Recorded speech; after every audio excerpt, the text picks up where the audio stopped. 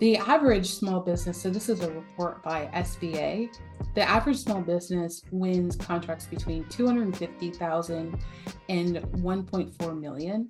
So like there is just this, it depends on your market, it depends on the size of the contract, it depends on your experience. There's a lot of variables. Is this common? Yes, it is common, very common. I've helped my clients win hundreds of millions, and I've even helped my clients win billion-dollar contracts. So it's like the money is just there. It's just crazy. It's just there. And welcome back to another exciting episode of the Journey to Legacy podcast. My name is Wayne Veldsman. I'm excited today to bring you our guest, Miss Melinda Colon. She's actually a business growth consultant, specifically around government contracting. Have you ever thought about working for the government? I bet not, but little did you know that you can go land $1 million, even $1 billion contracts from the government, even if you're just a small business. You can be a one-man show business and go win millions of dollars from the government. And it's no different than working for any other client. You just simply need to know how to do it. In today's episode, we talk a lot about that, but we also talk about just entrepreneurship and life overall. Melinda shares really great tips and stories about how she escaped the corporate world, started working for herself, and the mindset shift that it took to do just that. You're really going to like this episode a lot. I loved it. I'm going to re-listen to it myself. So let's hop right on in with Miss Melinda Colon. Melinda, thanks so much for being here. Thank you for having me, Wayne. It is my pleasure. Melinda, please tell everybody, what are you working on today? Just a little bit more about yourself. Yeah. So I am a government contracting advisor, and I help established businesses get into the world of government contracting, literally taking that big old red tape that people are scared of and turning it into a piece of string that they can naturally snap so that they can just win millions and diversify their revenue with ease. You know, what we were talking about before the episode, that you have niched down into this space, right? Government contracting advisor. How did you first get into this? Because I don't think I've ever spoken with anybody else that is focused on landing government contracts or helping others land government contracts. How did you even get into it? Isn't that interesting? Yeah. Government contracting has been going on for over 250 years. And Oh, it's wow. like, this is not a new thing, right? Exactly. That's exactly what I said. I said, wow, how come we have so much opportunity for people and they don't even know it exists? Yeah. And so I was in corporate America. I was actually marketing in corporate America. And I took this job as a procurement proposal manager. And I thought, I don't know what that is. Sounds great. My recruiter said it's marketing. I said, okay, awesome. I do everything marketing. And I'm starting this job and I'm thinking to myself, what am I doing here? Like I'm just like bawling my eyes out. Like what I remember my boss said to me, I just need you to write out the questions in this RFP. And I started crying because I'm looking for like question marks throughout the entire thing. There was not one. I'm like, what are you talking about? Yeah. Just like, what is this? Fast forward over a decade, we've just in the last 4 years alone, I had an agency, and for the last 4 years alone, we've helped our clients win over $4.4 billion in new contracts. So what is it? Government contracts is like the term government contracts is just a receipt. That's all it means. It's just an exchange of goods and services. So we all do that every day. It doesn't matter if you're selling to B2B, B2C, you just add B to G to that mix. So it's just that simple. And I feel that a lot of businesses that don't know about this the reason why they've stayed away from it is because, well, I mean, let's just face it, politics, they're terrible at marketing themselves. And two, this is like a wealthy play. Like the wealthy people know about government contracts. You've ever watched a movie and there's a contractor who builds a building or a contractor who is like on the hunt for someone? Those are government contracts. Like we are staring at it every single day, but we're just not aware that the government buys like bread and Oh, musicians and stereos and computers and even cars. They lease cars, people to cut the grass, and just like everything that you sell to to other businesses and sure, other sure. consumers now are being sold to the government just by your competitors. Yeah, what I mean, it makes so much sense. And like I've had a tiny bit of exposure to it. So I at least am aware that it exists. And then correct me if I'm wrong, the government has to do a certain amount of business with smaller businesses. Is that correct? Correct. Yep. Yeah. $1.7 trillion a year, a fiscal year. A fiscal year. 1.7 trillion.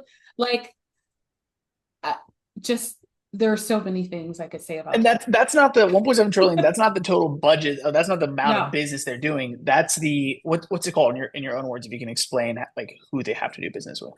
So that's a set aside. So that's a set aside for small businesses. And then there are different set asides. There's set asides for minority, diversified owned businesses. If you're a veteran, women owned business, just there's so many opportunities. But guess what? You don't even actually need a oh my gosh, people are going to hate me for this, but you don't actually need a certification to win a government contract. And Wow.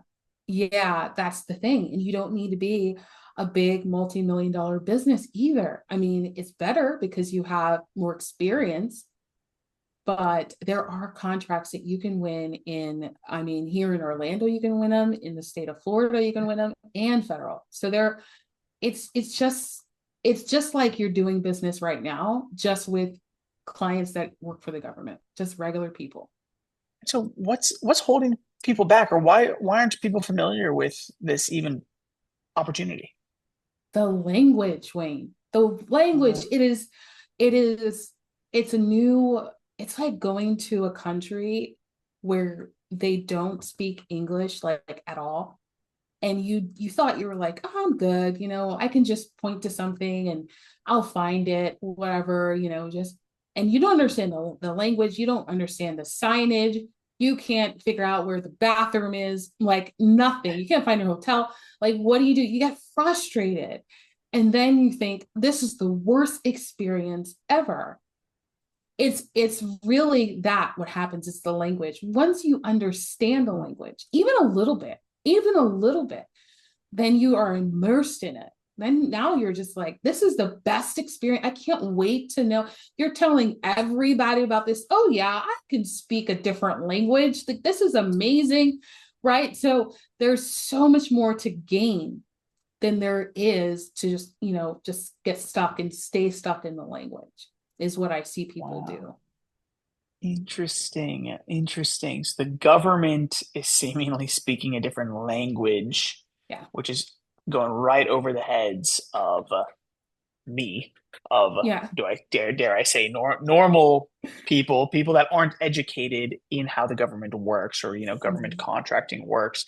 Uh, do you have an example top of mind maybe on like what do you mean by Yeah. like they're speaking a different language? Can you teach us something that can start to get us in the right direction? Okay. So let me give you an idea. All right. So simple terms like request for information. Request for information. People think that's not, what information do they need? They're actually the reason why the government puts out requests for information is because they don't know what is in the market right now. So they're Oh, actually interesting. looking for experts to say, hey, we're thinking about, this type of project. And we Hmm. are looking for more information as to what is really hot right now. Like, what are the best practices? Like, how much does it cost? Like, is this a realistic idea in the first place?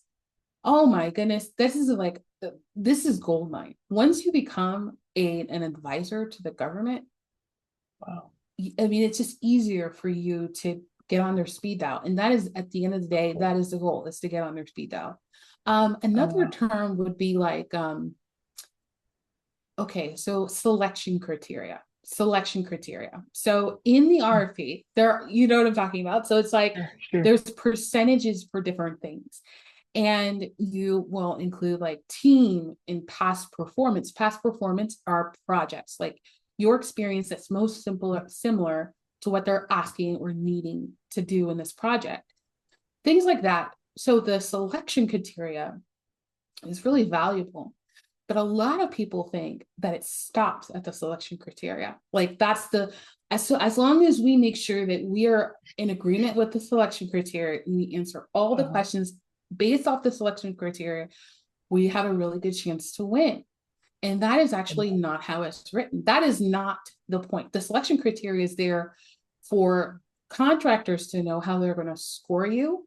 But in terms of like actually knowing whether or not you're going to win the contract, it goes a lot further than that. It's about stories. It's about telling them that you actually know and that you care about this contract.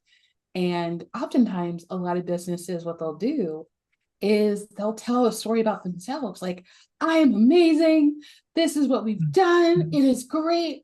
You know, how many people, Wayne, do you know that you actually like that talks about themselves all day? Yeah, and that too many, and that's the huge problem. I guess maybe just coming from the marketing space. My guess, not knowing anything about government, is that you need to flip that upside down, and you That's need to right. talk about the government. That's exactly it. That's exactly what you need to do in proposals. So that's what I teach people to do is just really take my system, my GovCon sales system, and simplify all of the complications and make it easy for them to build relationships using the basic marketing principles. But it's simpler. It's even simpler because you're not like guessing what they need. They're telling you what they need. How many times has a client said, well, I'm not really sure. Show me what you got. Tell me, give me something, and you're like, I have no idea what you need. I'm just going to put everything out there and it's completely off, right? It's just overwhelming. It's not right. The government is so much easier because they tell you ahead of time what they need. So you're just getting more experience in that thing before the contract is even issued, or you can win the contract and then you just go after it again when it comes out. And which is there's so much opportunity here. I Yeah. get excited about it because it's like when I tell my clients to go get it, they understand what that means. It's like it's all in your head. It's a mindset thing. And once you get over that, it's just unlocking millions. I had a client who she had never submitted a contract or a proposal for a prime. Prime is that they're owning the contract, they're 100% responsible for it. Subcontractor is that they work under the prime. So they just do that one piece of work in that bigger contract, which is it's the best play ever if you're just getting started. But prime, so she had never done that before. And she was in, just mid six figures. And in less than 30 days, she won her first $1 million contract. Now it's like, wow, exactly. It's like, wow, I didn't even know this was possible. Now she's like, well, what about this? What about this? What about this? What about this? It's like, yes, go get it. Go get it. You're positioned right. You know how to write your proposals because I just taught you how. And now this is just how big do you want to grow? The limitation is on you. That is it's pretty wild to think. I mean, even your stat in the beginning that you helped secure what you said, $4.4 billion in government Mm-hmm. contracts for clients. Yeah. $1 billion, right? Yeah. Let alone now you're giving this example of one client that was a six-figure company and then didn't grow to $1 million company, landed $1 million contract with the Yeah. government. Yeah. Is that unusual for a contract that size? No, No. not. No, the average small business, so this is a report by SBA. The average small business wins contracts between 250,000 and 1.4 million. So like there is just this, it depends on your market, it depends on the size of the contract, it depends on your experience. There's a lot of variables. Is this common? Yes, it is common, very common. I've helped my clients win hundreds of millions, and I've even helped my clients win $1 billion contracts. So it's like the money is just there. It's just crazy. It's just there. You just have to know where to go, right? How Yeah, how to talk to them, how to go get it. that's it. Oh, That's that's it. So it's like business 101. And then once you know the business side of a government contracting, it's just like then you just go make money. oh Yeah. wow. It's Yeah, you don't so you don't fun. know what you don't know. Well, Melinda, let's rewind a little bit. I'm curious as to just how you got to where you are Okay. today. And so it sounds like you've been in the marketing space for a long while. Rewind us all the way back to even before you launched your business. Where did you start? Yeah, corporate America. Ooh. Okay, Uh, so I was in corporate America for over 20 years okay. and just did everything. I mean, I'm sorry, I apologize to every listener. I was one of those designers, graphic designers, and print producer who created those little postcards you put on your car. Yeah, Yeah. so showing a Oh, little bit of my age, but I oh. apologize in advance for all the trash you had on your car. But yeah, I would create the hooks on those. And the messaging and the strategy and all that stuff. And same thing with direct mail posts and emails and personalized URLs, pearls. I think that was like a short-lived thing. So much marketing. And I did it for Fortune 500s, Inc. 1000 companies that were already established. So I learned quite a bit about marketing and Yeah. didn't have a marketing degree, by the way. I don't have a marketing degree. I just learned through experience. And so I've trained teams, just all done all of those things in corporate America. And so I landed this job after doing a corporate contract in New York and here in Orlando.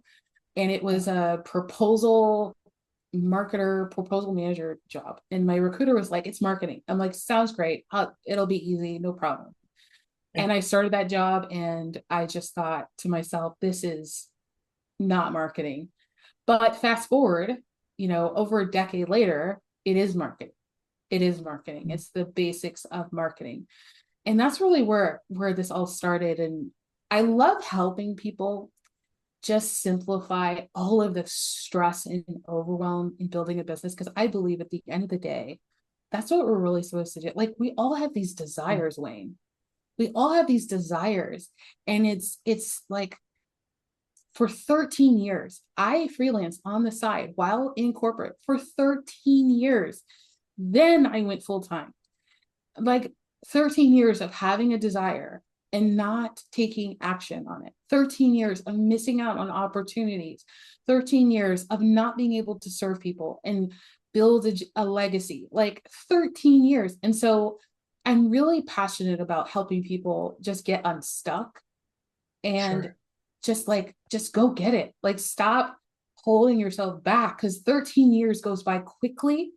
And Yeah. instead of having regret, like you could be celebrating rewards of your hard work. So 13 years you were freelancing on, I mean, we'll just stick on that for a second. I have too many questions in my brain. Um, what was holding you back for 13 years? It sounds like you were quote unquote stuck. And Yeah, how'd you get over it? What made you move forward? 100%. I was stuck. I was stuck. I was the job security. Money was good. I Mm, didn't have to think. mm, I didn't have to think. I could just show up. It didn't matter if I was good or bad. It just got a job. You know what I mean? Like, and I got stuck in that. Entrepreneurship is the best thing for self-discovery. Like, nice. I had to be the best of myself day one in order to Mm, sell. I mean, sure. my business went from 0 to 6 figures in less than a year.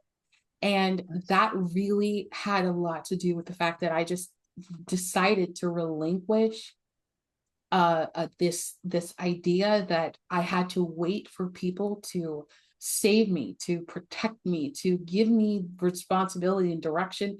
I already had it. I just had to Nice. step into it.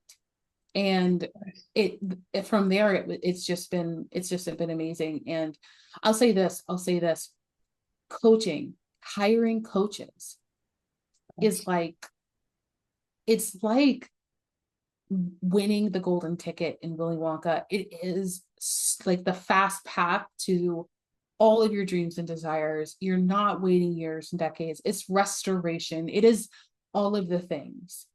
Wow. And so that's another decision that I had to make, is realize that I don't have all the answers and I can't Yeah. YouTube university all of this in order to be successful in this lifetime.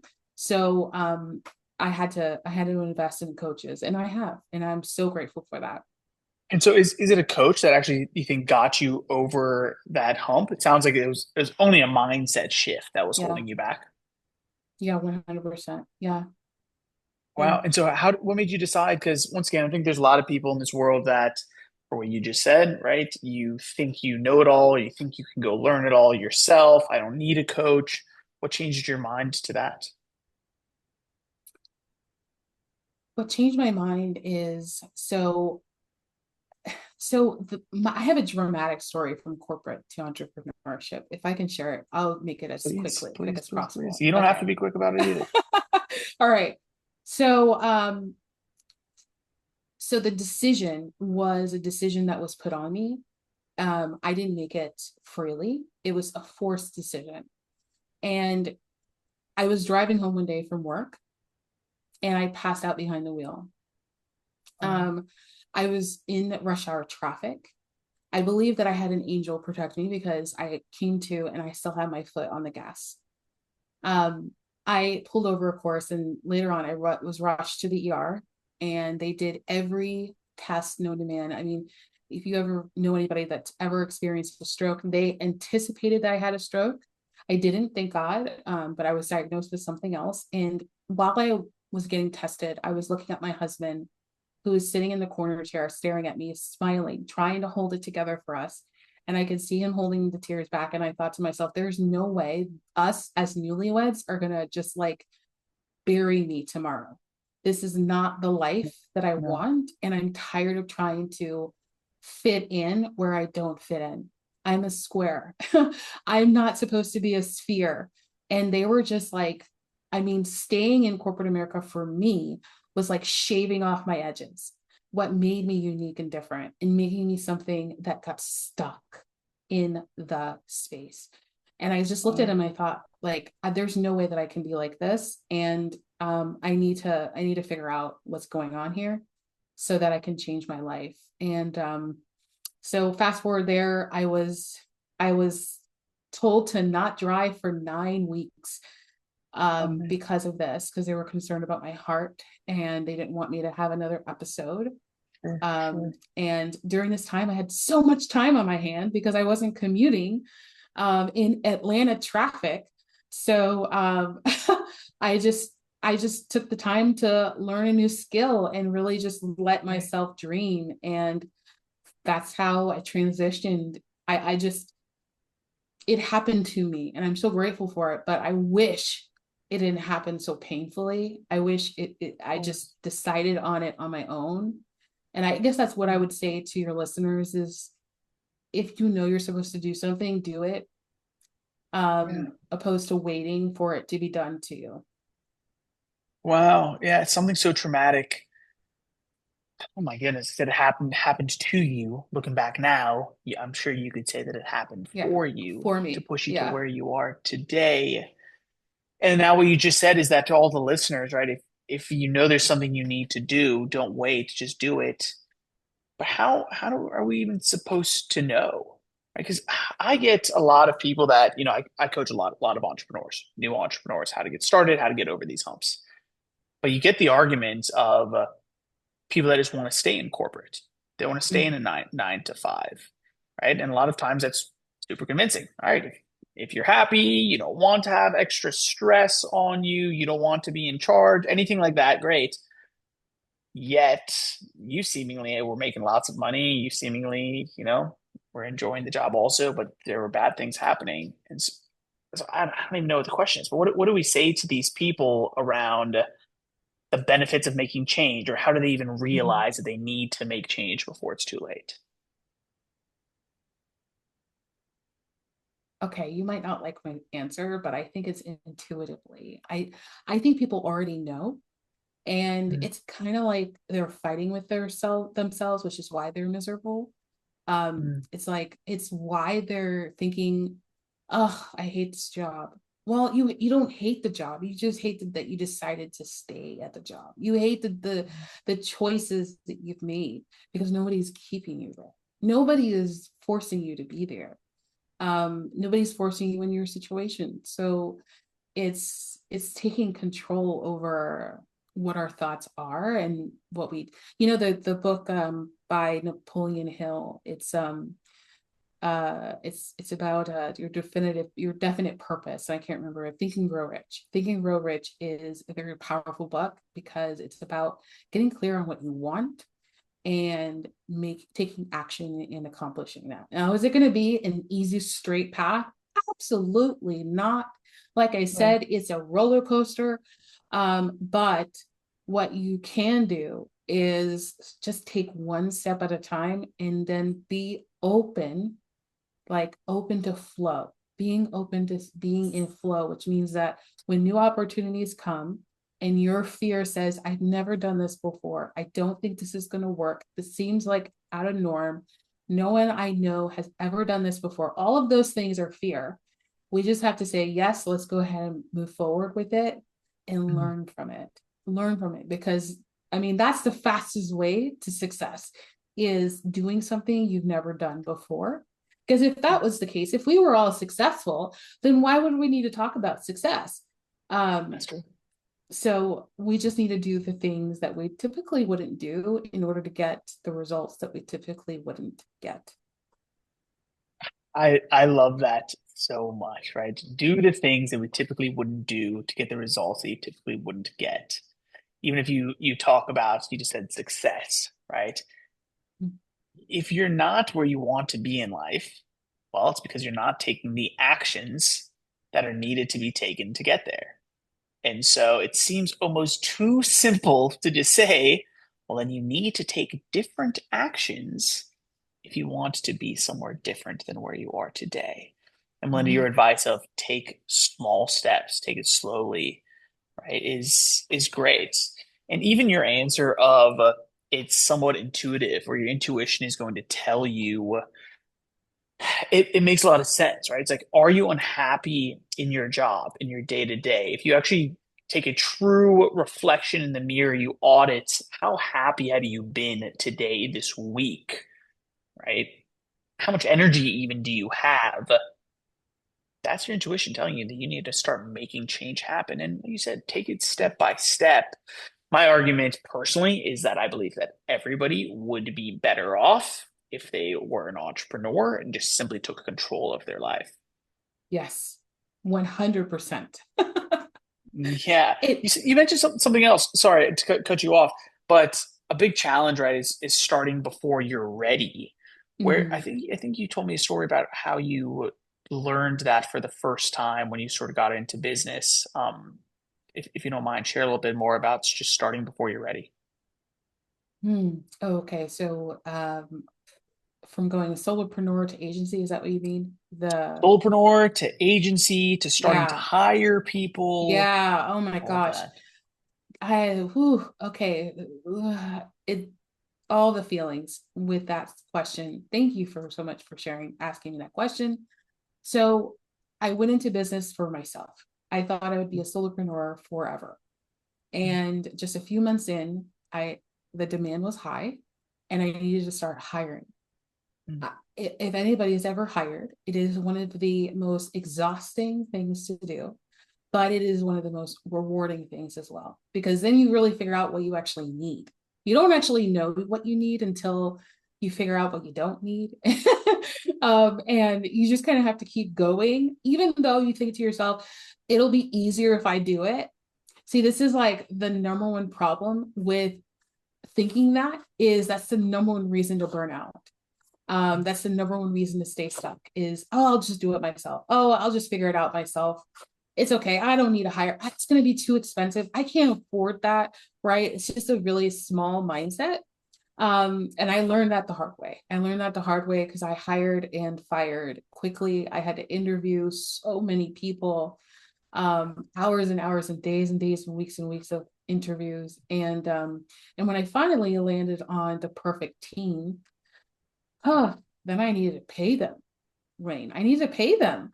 So that meant that I needed to go out and meet more people. There was another mindset thing I had to go through. Is like, oh my gosh, I need to put myself out there. I need to stand on stages and speak because I need to make sure that I'm paying my people. Yeah. It's just Yeah. this scary thing. And then on top of SOPs. So how do you explain that you might be a great communicator, but if you're not a good teacher, it's going to make CEO and operations like so hard. So just all of the things.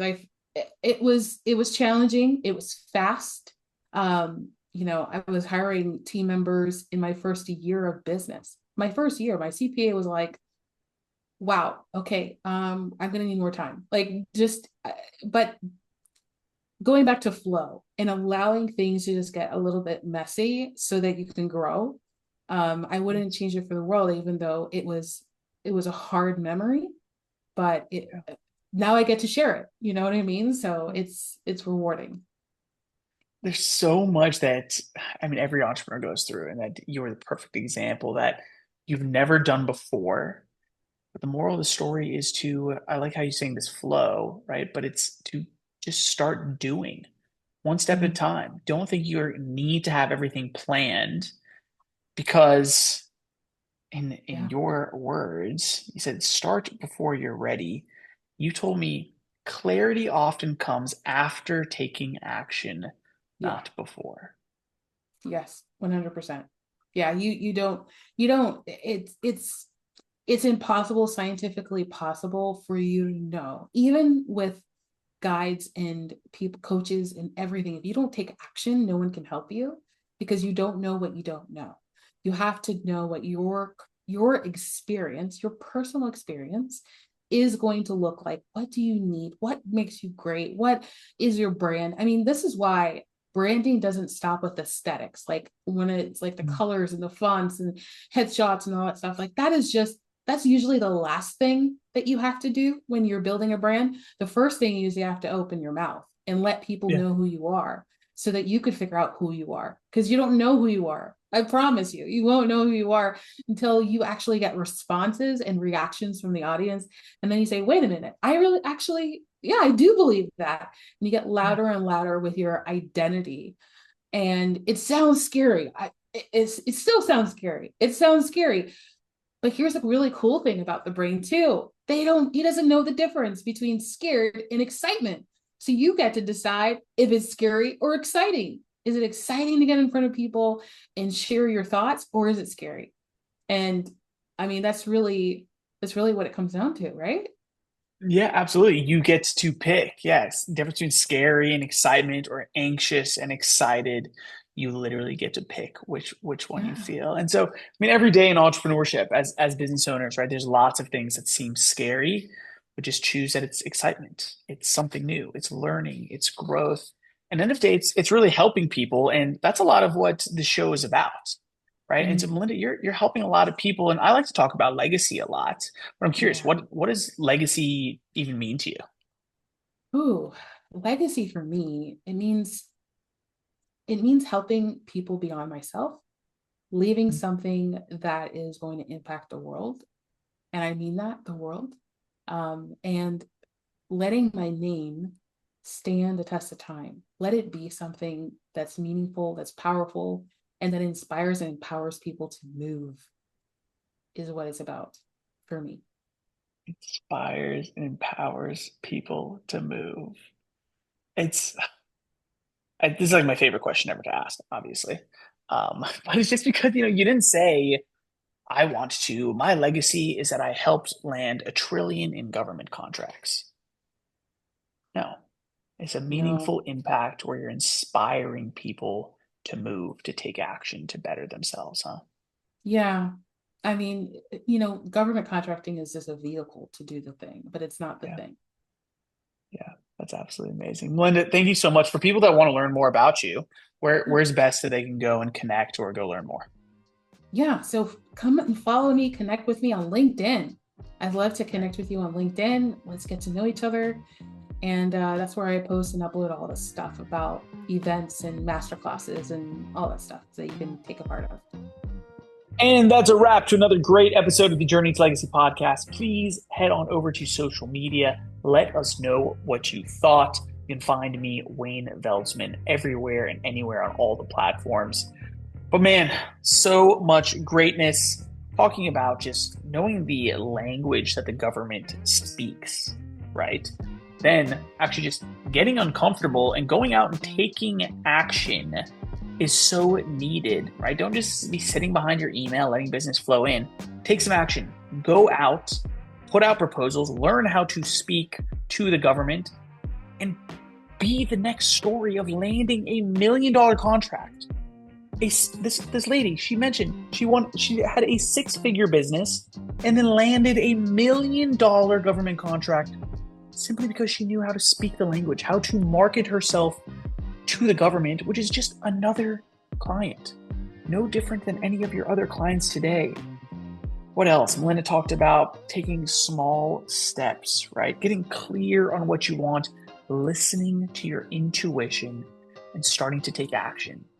Do the things that you're not doing today, different actions, so you can get different results.